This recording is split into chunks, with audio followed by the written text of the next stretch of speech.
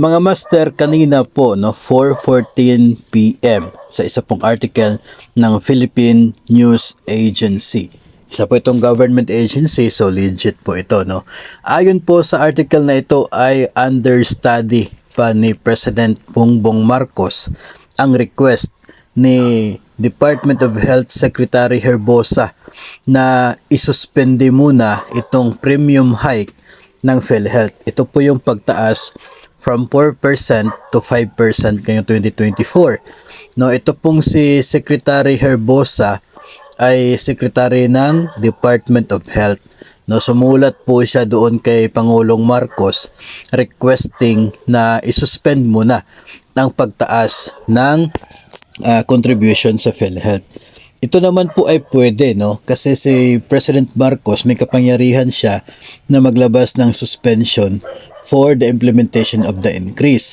Katulad po nung ginawa niya last year, 2023. So, ito po si Secretary Herbosa is also the chairman of the board ng PhilHealth. At ayon sa kanya, ngayong araw, Miyerkules, January 17, o kaya ay baka next week yun. Basta Miyerkules kasi yung nakasabi doon na ipapaabot niya ito doon sa mga kasamahan niyang members of the board ng PhilHealth.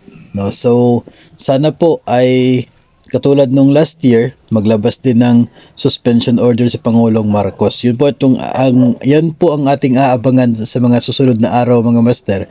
Kasi kung maglalabas siya ng suspension, ibig sabihin hindi na matutuloy itong pagtaas sa PhilHealth contribution. Pero if ever po na hindi ito matutuloy ngayon, so baka po sa mga susunod na taon talagang matutuloy na po siya, since ayon po sa Universal Healthcare Law ay 5% din naman pagdating ng 2025. No, so ang importante muna sa ngayon, no, and we are looking forward na lalabas yung desisyon ni Pangulong Marcos tungkol po dito in the near and as soon as time possible, para hindi na po apektado yung mga nasa 5,000 na talaga na net take home pay.